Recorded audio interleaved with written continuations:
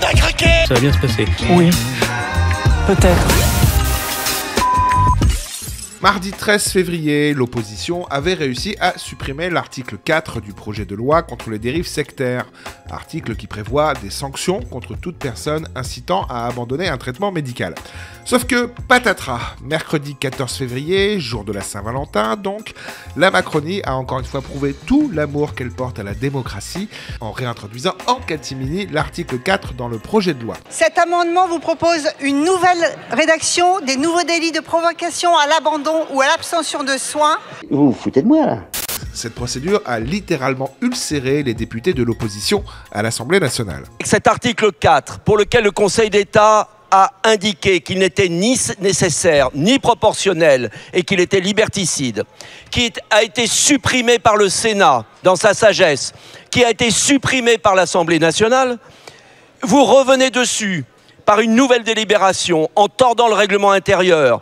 Quand l'Assemblée nationale dit non, c'est le peuple qui dit non.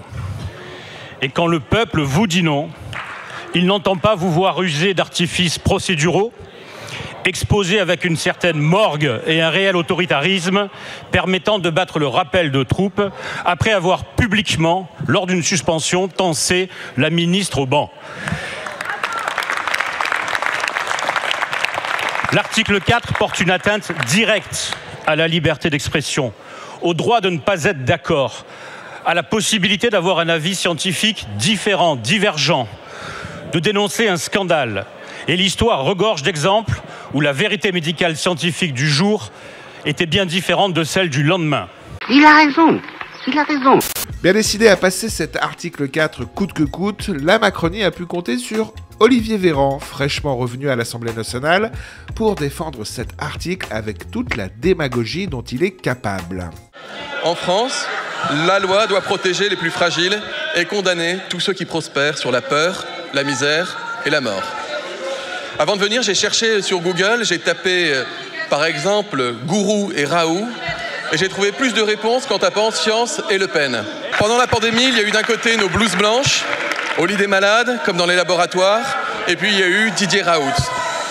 Les premiers ont gagné notre estime et notre respect, le second a gagné de l'argent et des disciples.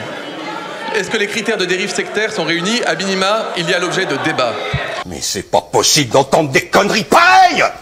Manque de bol pour lui, Marine Le Pen était aussi en forme et lui a rappelé quelques vérités qui dérangent. La question n'est pas de savoir ceux qui souhaitent lutter contre les dérives sectaires. Tout le monde dans cet hémicycle veut lutter contre les dérives sectaires. La question c'est comment.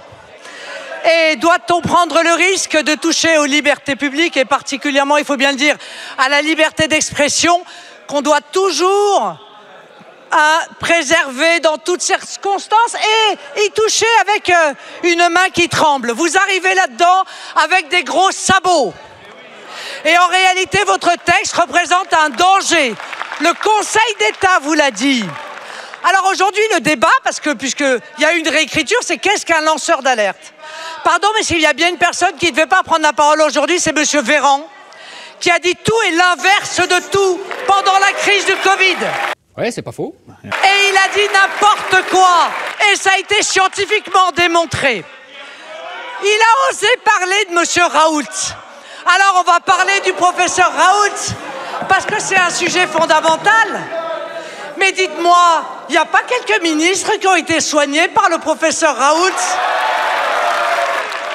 Il n'y a pas quelques-uns de vos grands-mères, présidents de conseils régionaux, qui ont été soignés par le professeur Raoult?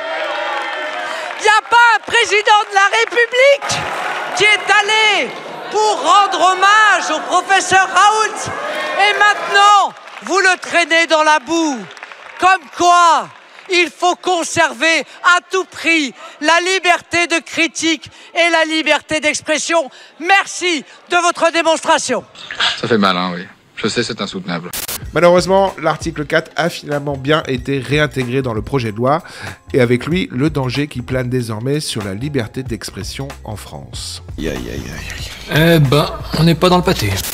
Pendant que je vous tiens, le top des humiliations de Macron en 2023 est arrivé. Je vous le conseille fortement, ça fait du bien.